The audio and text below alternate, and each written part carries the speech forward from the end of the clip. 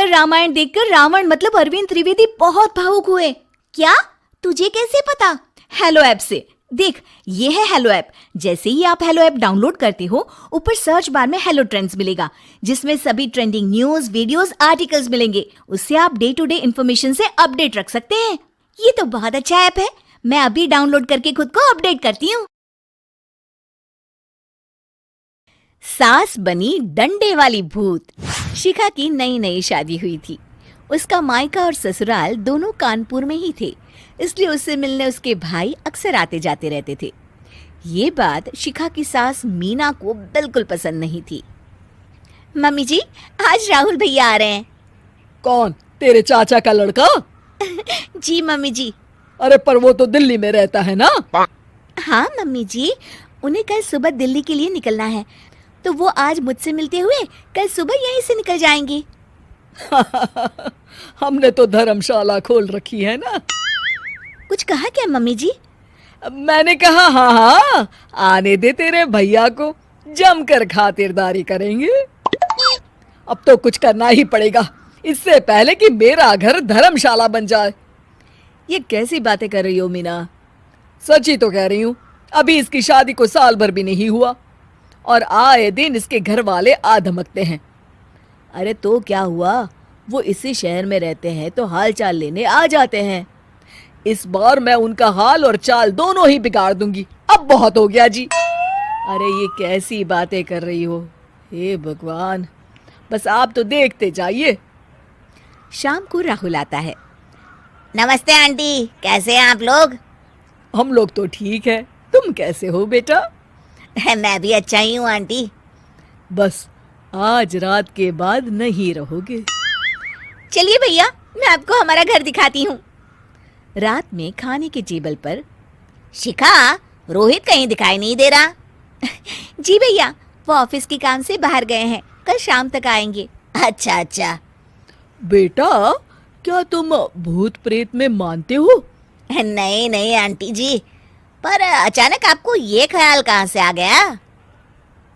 पता नहीं क्यों, कभी कभी मुझे लगता है जैसे रात के समय बैठक में कोई घूमता रहता है। ये आप क्या कह रही हैं मम्मी जी? हाँ, तुम लोग घबरा ना जाओ, इसलिए मैंने आज तक इस बारे में कुछ नहीं कहा। ये आपका वहम होगा आंटी जी, ऐसा कुछ नहीं होता। हो सकता है। चलो अब मेरा सोने का टाइम हो गया है तो चलती हूँ मैं। शिखा बेटा, राहुल के सोने की व्यवस्था वहीं दीवान पर कर देना। जी पापा जी। अब चलिए भी। अच्छा, तो बैठक में सोने वाले हैं साहबजादे। क्या बड़बड़ा रही हो? कुछ नहीं, आप सो जाइए। मीना और महेश के सोने के बाद शिखा और राहुल आपस में बात कर रहे होते हैं, तभी डोरबेल बजती है। अरे आप! सरप्राइज! काम जल्दी खत्म हो गया तो मैं आज ही चला आया। ये तो बहुत अच्छा किया। देखिए राहुल भैया भी आए हुए हैं, आप दोनों का मिलना भी हो जाएगा। कैसे हो रोहित? मैं तो ठीक हूँ भैया। शिखा, मैं भी आज यहीं सो जाता हूँ, राहुल भैया से बातचीत भी हो जाएगी। अच्छा अच्छा, ठीक है।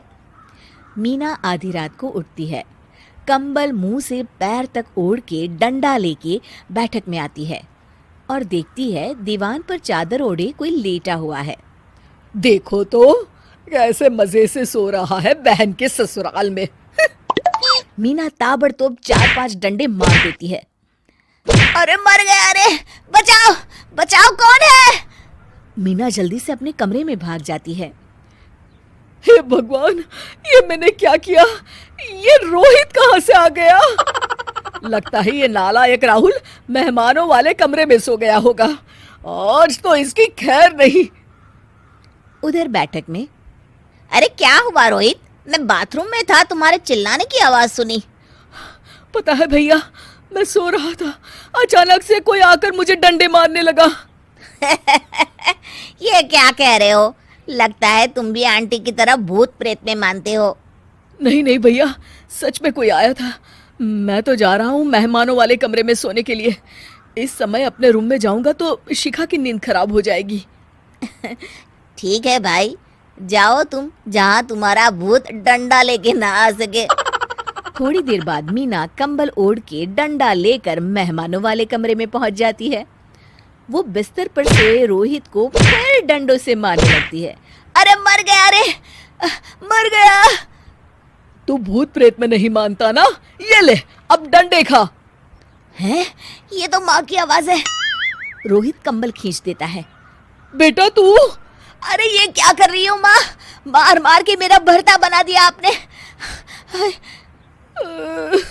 माफ कर दे मेरे लाल, मैंने तो तुझे ही मार मार के लाल कर दिया।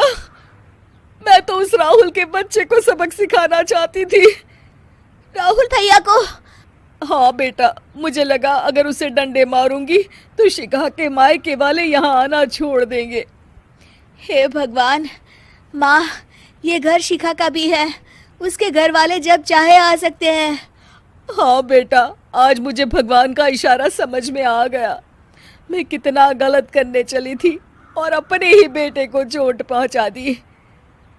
अब चुपचाप जाके सो जाओ माँ, और किसी को कुछ बताने की जरूरत भी नहीं है।